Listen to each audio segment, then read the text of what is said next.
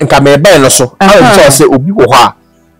ya wo no to me fa ne say Christo sum ono de wa Sunday school adi ya baba ye elder mpo wa sorry onim nechi ebi kwa badane asofo asofo mpanifo ti say o breaki say obi saa no oka say o breaki a enyi yi agi oyi ni mu fi ase na onim tumi a ye kwaji be say ebusia no ana onim nechi no obeye ten me da say obia bompa ibo onim tumi kwa bompa yetia no enti wonim tumi kwa bompa yetia no fa ne say oni dey nursery di and ekasa try to convince them mama reason ti ade e da so no won pe omunyin firu so enko yet say wona wo tumi wona agwa kokoduro and I command you by the power of the Holy Spirit you don't even deserve you just say one kasa no you are nowhere near the grace to be connected to the Holy Spirit. But what I say, nipa bi o wasa si so bia wo tumi e kura wo no. Eno na wo di ye adwuma. Nti wo san koka say me gina obofo se mesi so me gina God of one so God of Abraham. Now you are nowhere near the grace to call on those names, including the name of Jehovah. It is a wo no sorry. Na okwo tie tumi a. Fra wo nyame a wo ti mu no. Ka kira ne se de yete me so nie. Eye busuya pam na ba busuya nim no me ya pam da busuya nim nie. Eye na me ye teaching sa me ye ne se de me ye madwuma. Na ni party ase. Nti wo baba me ho wa mma me ho na tie nkirekire ni ya wetimi aye wo de. What ase. No me ye da busuya nim no. E bi e de abawuo, abayare, e de anim guase, ankwa ware. Beni ye na ba abusuya nim. Enye wo nko anti modoso. Wo pese oji wo ho firim ye mbreki. Ofra okra tumi ete onmu eye okra unyame no eyi ehu fiase unyame no di kan no unyame ne kasa eye me abena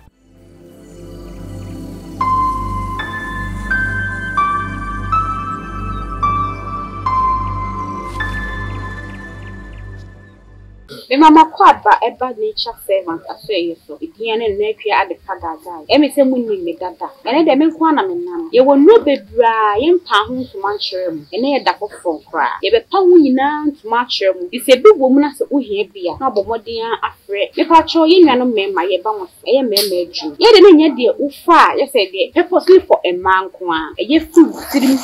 wadwenim kumunase eye ohu adwuma emma watenka no so bosoro ne masade no se eswakrampa utimi di eye adwuma enti utimi no for sa o kwa adwuma fa utimi teki basa akono ne basa pese wo adwuma na wo boni yiye emma oba no eni hye emma ye nigye e wo ha ya so de awrade ma eno ane atoka kakra ubebu e de amaye na me so akobie fibroid e ya de a e ha ya dream bebre fibroid into be power fi bebre ni wonya awo no wawo ye wadru a ye mfa se kan kan e be melt fibroid ni bia ma na babontin ama won so onya ye funu awoba fibroid da oba so a menu di adanse se na okunu mo pasan enye adwuma ono won fa no pa so nyumre ni saying na say piemu kwa na ebetumi so ase e ma ya himfie hu hia ye ai me nuama ahimfie no e hu hia ye pi so ohini ba ahimfie na sa ahimfie hu aye fi ana hoho ogbo ewra na sa ahimfie hu aye fi a pani so beka so ba esima hu hudi hu sisi ohu abonten no na inside the under canoe no get to ho no hu yi ho niema e ho ntampe no hu hwehwe e wo se ho ye kuma na ohini bo wura ho a pie no kwa ye den ama no nti mu nuama me wo mu so de wo ho eno ane se obenunum bi be ho ho eno ano no na so ohini bo wura ahimfie ho a yiwe be fi ne chaw ewo ahemfie ho okwa obesan so ababiem na me kan me nka senwie ye kan se bia stroke who stroke na so mfie bebre ni sia na eba ye nchen edi bosome mienu bosome ni enfa oba the nature servant or wadu ye ditu mu se edu bebre wo system ni obi edi edu ho dance na mo amunim aba wa no munim ne nsa na adwuma na mo amunim no enye spiritual eyinkwa no woye physical so kan ne be ya enipa no wo san hu yade wo huhu no na wo san ho na mani eso ka ho enti se wo stroke na fada wo so chem bebre se wo nsa na enye adwuma ana wo nan na enye adwuma ana wanu achim ana se untumi kran keka ho kra na uba na so ye so a obehyew ama wanya ahoden ane na me se eba biem ye fra bibi ti se ema ye wo candy gonorrhea syphilis ye woni nyina wo e ka ho bebre na ma mema mu mema ye no so kofom e ka ho bebre tutu na ye ma ye mu no ya himfie no e kwan ne ye kese so pesa himfie ni ka chum katakata na wo so mojani mu so ya free ho a uba the nature servant ho a ono ye herbs enya brofudru ye ha maya no wako nwrem okokwa ye mutu no akotete na wo de aye eduro ede ahye ene yade ye keka ho aye modi yade bi wo kwa ye ntimi modi wo afi so wo sa yade ni na se upe eduro a ebetumi afene tatahwe a upa the nature servant afie ye so won sabe ke screen na wo hye no numbers na egusu me patch bo modi na peke ne frɛ eduro ne mfa ho ne ba bia wo so wa abrochi so wa African countries bia so wo Ghana ha say baby uwo bia delivery fi ejuma ye be send ya mo me da ma fi tafofo ye be share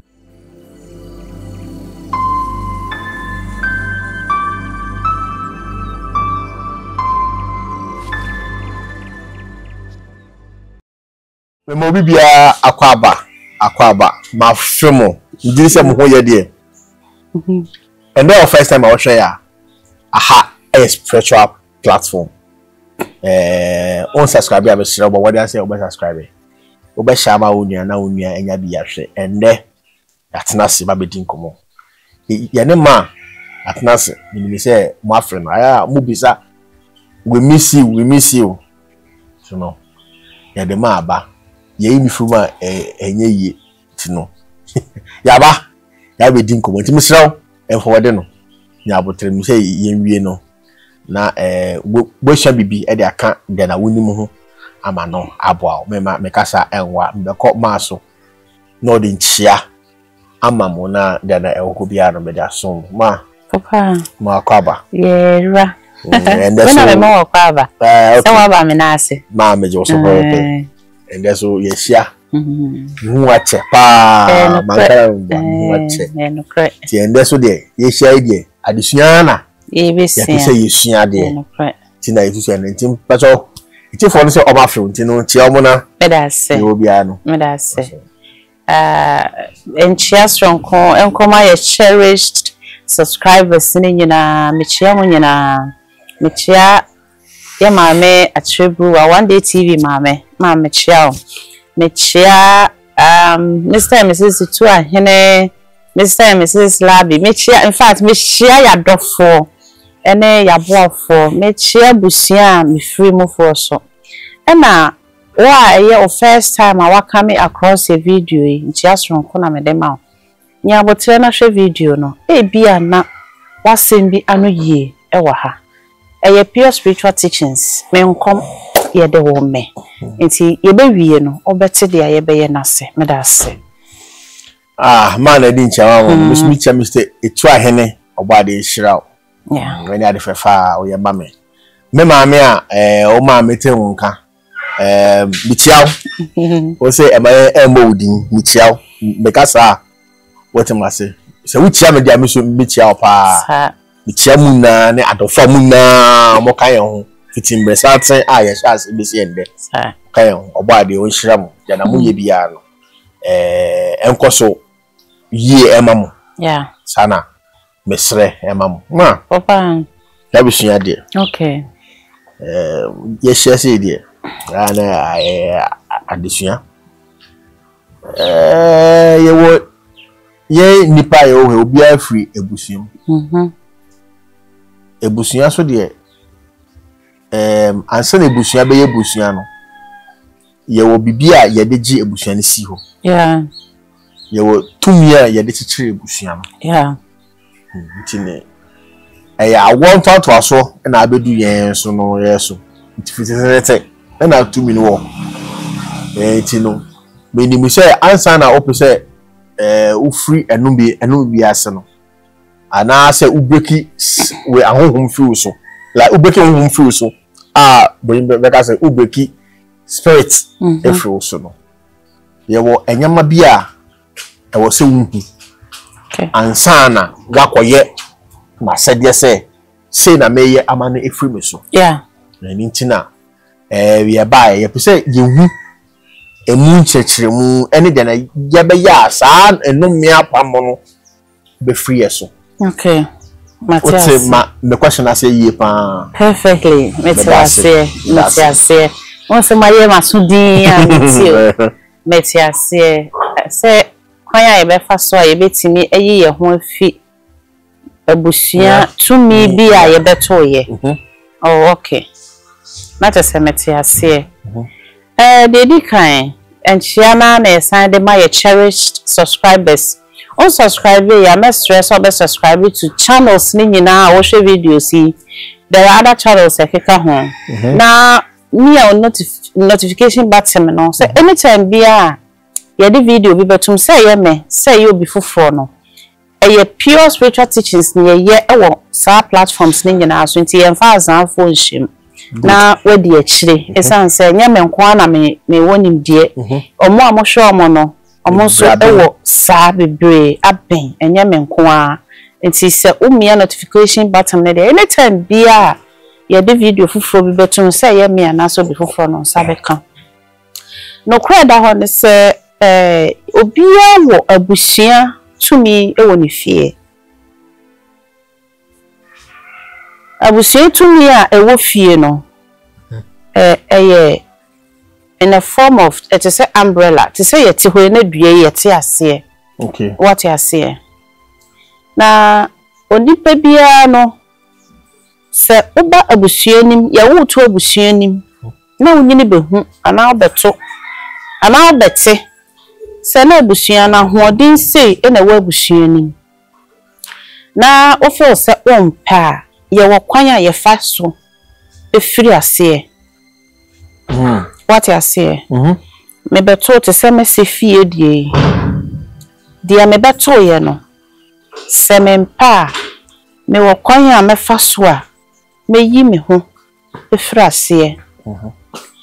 Dan so on kam ye se ye nipa no fitititititi oduman kuma bodie mu. O kra abafo bo wo ba asasi so a ye beto wona ya beto ne wona wawu kọ no. To me no really over we are singing a home ne hwe asase we so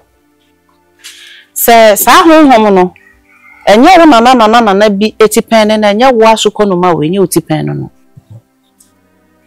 the internet make us ne se wo hu mpa ye bo a to me na wo fura ase no bekutia wo hu o kasa ye yi a to me na wo feel se wo kire ye mokom edi dede ye akwankyere yi na free wo so no oba esan bekutia wo esan se wo hu wo kasa yi ye wo kwan a ye twen ye ho fi sa tumi na se enti se ubusa me de a se ye ne san a na metimi a kire eba ntini enya akwankyere na ye de yi ye ho fi sa tumi na ye wo akwankyere ye wo kwan a ye fa so akomkyere enya akomkyen ye fasting na me pa kire when you fasting, hey ma, me breso aye fasting say me yi me fit to me be ase, if you to my pass will be 7 days, e be 40 na. That's it. Meaning say you was sofo a ehwe yen pa, membo bi e din, mu mpanifo. Ena ye wo animdifo ehwe yen. Ena ye wo wona wo hunhun mu nimdie. A o mo san kura tumi a ehwe yen. Enti video we me pese obi be challenge me wo ho said ya me kan nya no kore na omo I am fan to comments sa section hono na omo my reasons na menya convince ende na de me hu ye no na ya nda ne ma padi an kire me tumi a obeto ya enye wo na nankanso anom etipen no nya me de boka abusua ne ho se wa manka abusua ne ho a abusua ne kofa no na wuni ho omunim kwa am fa so kofa sa tumi no enti ye breki omo ye denounce omo nemmum ye sere etwe ye ho fi ase oh okay me breaking yoke which yoke sa de no na me say me ti ase yi breaking the yoke no 40 days no yoke will be broken They don't break. Spirit do not break. They multiply. So I'm saying, me person will be me kanchira me say me boa. Or the quotation in a beba but in a headache. The problem is so no. Was shed that as she suit. And I will convince the public, you know. So break yoke. Which yoke? You can't break it. They are unbreakable. It is about time say 1 hour see echo that all night. Echo sre. Yes, I'm paying no. Edu omoye funu to Kwasi sayare no. It's about time say omunya sa ideas and say spirit do not break. They don't die, but they multiply. If you konya omunu yenkuomo yenhiomo ye odi ade bo na enka no ohun no oyen from no we to me. How can you break it? You can't break it. One, yes, someone can what you mean denounce omo? What you say? Sa ehwo no so na ba chirem. Break na me see break ni nyina na say they are spirits. Having the perception and believing say you can break them is a lie. The other thing is o touch the man beka dia e be ye ho. Enti sa me beto we busue mu a me twe me ho me yi meti efrase me nemu ni apam. Bi okofa baaye no so wewu kwa wan fatumi na nko tumi ni guso te ho. Enti wona wa beto na wo mpede a uhu kwanya obefa so akantam amoma ye convince say even u papa na kofa ba ye kra na wo se wo o papa kofa no woni na nkwa agreement enti wo de woni wo ma ne wachifo mu yi mo ho afrase na mu yi mo ho fi ase na echire wo na bi eye convince say efie tumi no no de opeso wo back a wakoma mu fa wo ti ase wo ni omu ni competition so shall it be a written statement spiritually omomake intini say wadu asem be ya adwuma inti say onana bi ana oba bi son omona so do kwakwo sha ase a it's allowed because one fa before any man communicate okay one more hope say wase nipa yen ase e be kwa miles so wase mu ba na wo fu mu ba bi dachi bi kwa udin da ho sa oye mu ba no ba wo ye wo ho ene wo mani fi ase ma wo ka kire mo say dachi bi e bi 100 years to come bi na wase bi e be discover fie ni mutumi na o ka so no de opa unni ho asemo a omo market ho because the obeto ye no se market ho enti omo so kwa agreement say obi yi ni ho afiri mu a ye ni ho asem. What you say? Into betime you tie frase na egbo untime breaki untime lose untime denounce omo. The entia me kire say you can't denounce them nene say. De wokoye ye no wo ma wo mudin. Edin na eda omo so no. Se koba se wo ankasa se de me kire wo se unni ho a ona man bi betime akono. U denounce omo. Na dachi bi unana bi be discover na ono ko back a ono so say ni generation was say ni generation was say na sefo wa liom back to okay so ye danger because who the anger and ye nti ono so e bia for generation na so ono so back a de be ye say wona na bi e be yi ni tifi ase ka nsemfo kire ye one say yesu mu fidie ko ya wasan ya den wasan ya ba enti se wo san ba biomu a ona na bi san ba biomu a wado wasem aso na ye begina e de asom no ana ye de ahwe no enti enne ye eniema bi di ye nya wo fie ye mfa bufuo ye de apa ye ntam ka kukudu akoma mu fa ya dwemu fine. But what you say? The entire spirit nam in person no me 2. It is all what chances is here na o friend no one friend papa. The odi kan no o be ba no so ye bone awaba. The otoso me no na ye papa obe twen o mabio. It is odi abufu ko yi apa ye na wo bona because of anger na adwe na nye sound. No one hu no kasa yi a. Wo san bo hawa no. And two, if you to me ni bi wo ho a why won't me denounce them? Why won't me you team feel as here? You have to agree to stay with them. Hey. Yes. Mama, me bezo eh. Okay. Ye wo tumi bi wo fie bi mu a. Tumi no, ye tu na ye, ye pam na ye, ye denounce na ye. In fact, you ti fa say ye. Akom tumi. Say fie bi wo ha, ye say fie wo mu fo de. Ya akom nko a. Ojaya. O say dey sebi my religious person. Na na brabo. Bon se na na belt na chimhye ha. Me say nye so bi na say. Religious person na the belt na enya papa so kura choro ya be say what dream sisi a but one fear mo no one kaka se fear nti omo na wa ya ho me a menhya mo asem ni ka mo ho me ne na mu bisa na within means no ne ma be peke nkakra o mre so na so ko eno so wo ho ena ewo ma hodo be yemi nti how to identify say if you we come to me wo mu but o medi yi ewo ho na yese bia na ba me hu bia koro no agina sa tumi ni so akom tumi e wo fie a efie ni mabusue ni yie ni ma hu se tumi ni yetumi pa enkum nipa enkum mafra enkum maya ewachi wade bia maya mutimi eyinyi sen tuwu bia emema e wo fie ho ensese okofo obi yire na ye de sa close na ye de ato ho nti wo nyina wo ba no be ba be hu na wo ba be te se efie ni mutumi e wo ho nie nti ensese me yese se wan fa na chiwade anka wa woni unni asem omomo de ne ye chiwade na akoya won say hwe me de me hunya me who is God ano da achi bia ye hu ankwa ye beka na minim say ye benya mpanifo so ombeka bia bo aye yes me hunya me kamanim osuru ja kamanim osuru meko omukura meko tumi afudie ne ne ma ye di kura omukura ka ho bi na ye den e multiply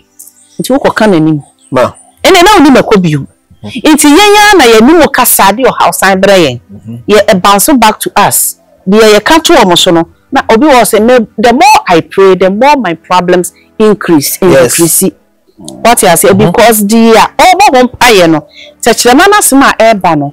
en sound ye enye papa eni nyina so eni topic eni ahoden Iti nipa na otoma no no hwa so asem no asande wade show because o denounce ne there you have to have a reason and also only statement agreement from the spiritually no asampa wa ye so mte sa de but physically it is frama okay me say yakabio mu no wa no asem if asem firi wa no ba yetimi som what you say but emi so de it is frama enti obi timi de obi anu asem ekohunhun ko samai no se waye me say o ka asem ebo a say ni say no kan so muhwe na wa we asem no muduro o de ho ahawa ye den and mu aya bro enti u ko twe wo firi tumi yase de a wasem ni muduro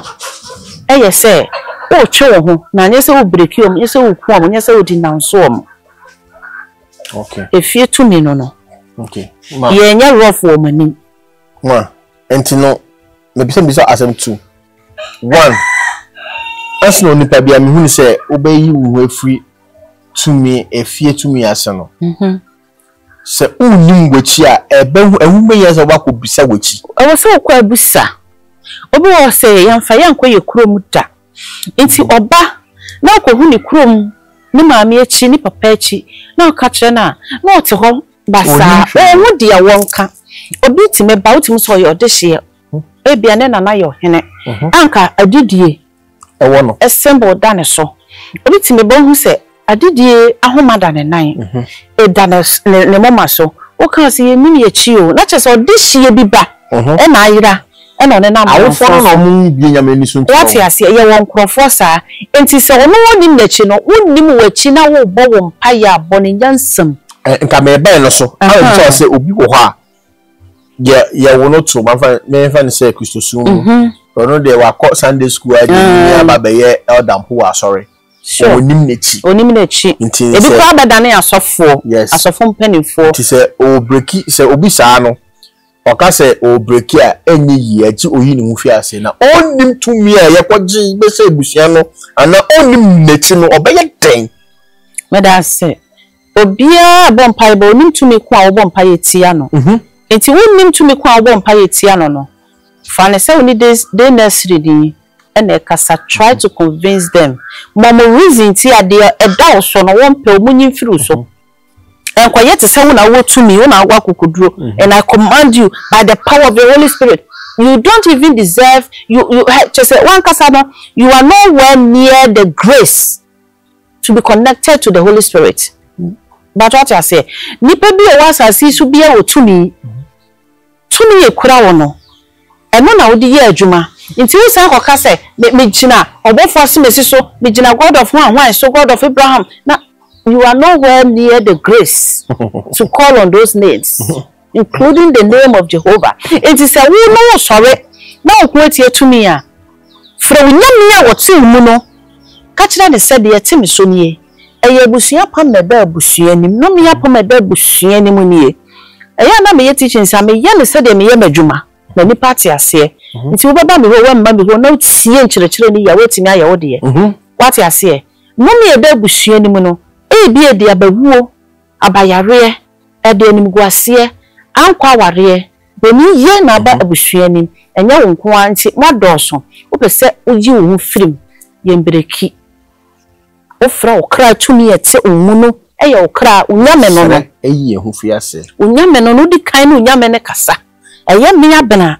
fra me kra bena se tie me show sa asema me bekan